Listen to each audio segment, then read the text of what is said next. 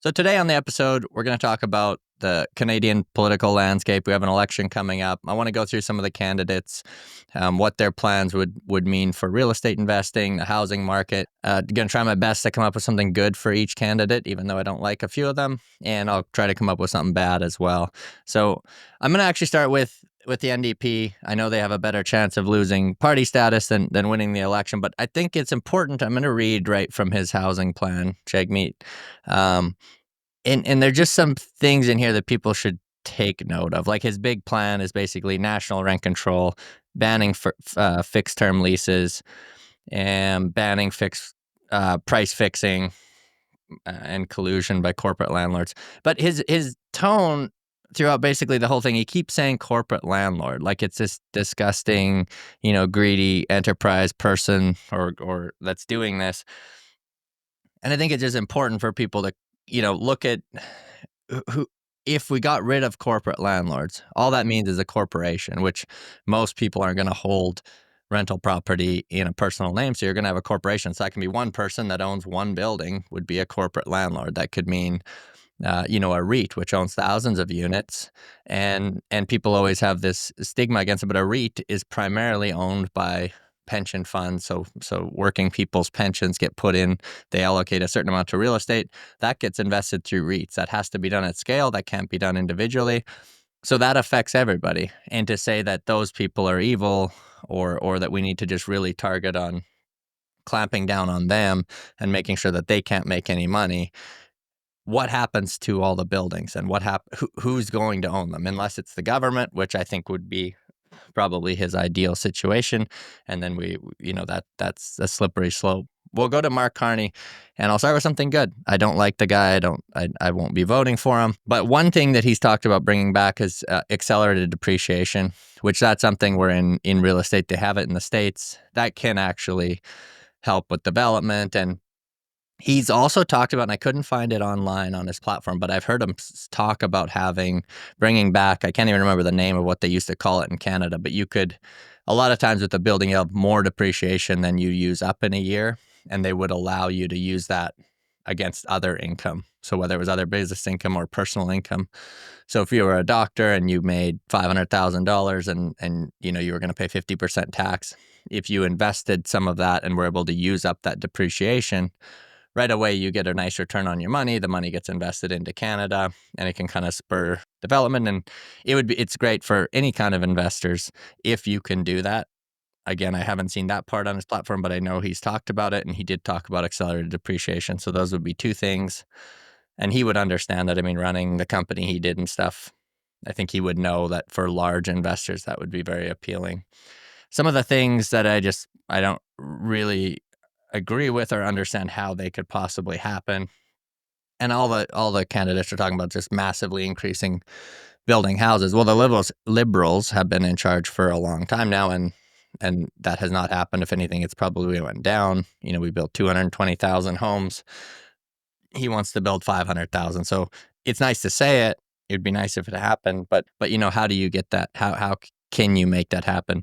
How do you get the manpower to do it? The land inside of cities, we just don't have it right now. That's all serviced and ready to go. You need building materials. I don't think it's realistic at all. So it's nice to say it. I can't see it happening. He wants to put a ton of money into the modular or manufactured home space. The prefab home space, he says, is way more efficient and faster and cheaper. And I guess the question there would be, if that's really the case, if it's the best way to do it, it's way cheaper and way more efficient, why hasn't the private sector got behind it?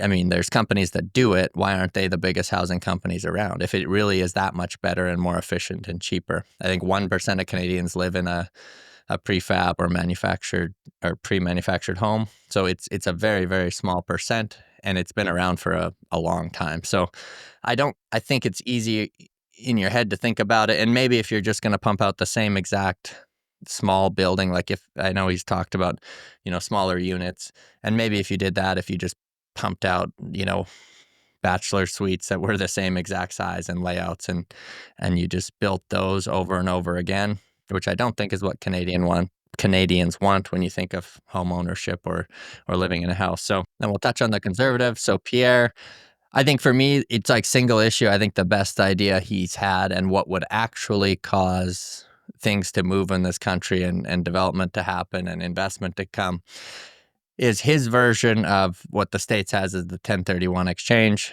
which essentially is if you sell an asset, you don't pay any capital gains as long as that money's reinvested back into Canada.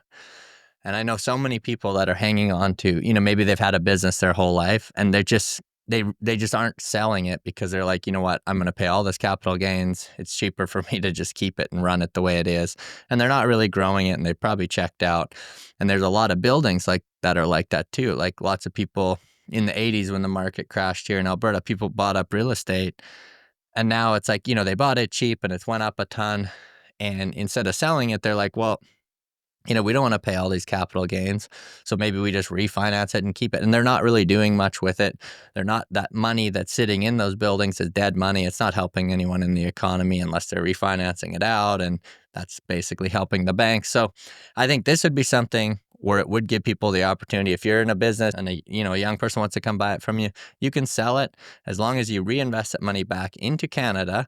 You're not going to pay the capital gains on it. And eventually the government gets their piece, but they can get a lot more of it along the way because you're making investment. You're going to make money on your investment. It's going to spur jobs and other things to happen. I think it would move land, move real estate. There's people that are sitting on land in the same situation. They don't want to sell it and pay the tax. This way they can sell it. Someone can come in, develop on it. They can take their money and invest it into projects, maybe into the development of that project. But I really think that's a big thing. It massively helps real estate investors and just average people. If you're going to be investing your money, it really does help you long term create a lot more wealth for your family, because instead of every time you do an exit or sell a bunch of stocks or whatever that is and paying this huge amount of tax and then reinvesting the upside, you're reinvesting the whole amount. And over time, that compounds. It makes a huge difference. And it's also that much more money that's getting invested into businesses, into Canada, instead of just going to the government where, you see what they do with our tax dollars. I don't think it's the most efficient thing. The other thing he talks about is cutting bonus and salaries if needed, fire gatekeepers at places like CMHC. That's if they're unable to speed up the approval and application of housing programs to an average of 60 days. And I do think that would provide a lot of certainty if you were guaranteed to get approved in 60 days, because CMHC, it depends on the time. They change one policy and a bunch of people bring their applications in. You have a certain amount of due diligence. You have to put that in when you buy in the contract, when you buy a piece of property, and all of a sudden they might be 90 days or 120 days out. And that can really screw up deals. That can make people not want to invest because there's uncertainty. That can make the seller, a lot of times it's the sellers that are like, they want a set date that you're going to close. And that would provide that certainty. And, for a CMHC as an organization who basically controls financing for Canada, that's how everybody does their deals. There should be some accountability there. Like, I don't, maybe they just have to, if they have to hire up when times get tough, I think that would be, I don't hate that idea, or because there's no competition for CMHC. It's not like if they do a really bad job or they all of a sudden double their times, you can go somewhere else. They are the only ones. The Liberals talked about it too, but removing GST on any new homes with rentals below market value. So in closing, I think there's quite a contrast between the two main parties and what they're doing. With Carney's plan, essentially you have, hey, let's start another government entity to help build these homes, and that should be more efficient and better. Pierre, you have a plan where it's kind of the exact opposite. It's like, let's get rid of the gatekeepers, let's let the free market do what it does, and we think we can build cheaper and better that way. So it depends what what Canada you want to live in. One where the government starts this new entity and they're the ones that are building the homes and they're the ones that are kind of controlling things, or one where they make it easier for private people to build homes and grow the economy that way. So I think it's quite a contrast. It's very clear for me which side I want to go on. I'm never for big government. I don't like red tape. And even some of the stuff, if you read through Carney's plan, it's like, we'll do this and this if they make the homes, this much more energy efficient and all these things, which don't actually, it's very hard to build a home affordable when you add all that stuff in. The government, the city of Edmonton tried to do that.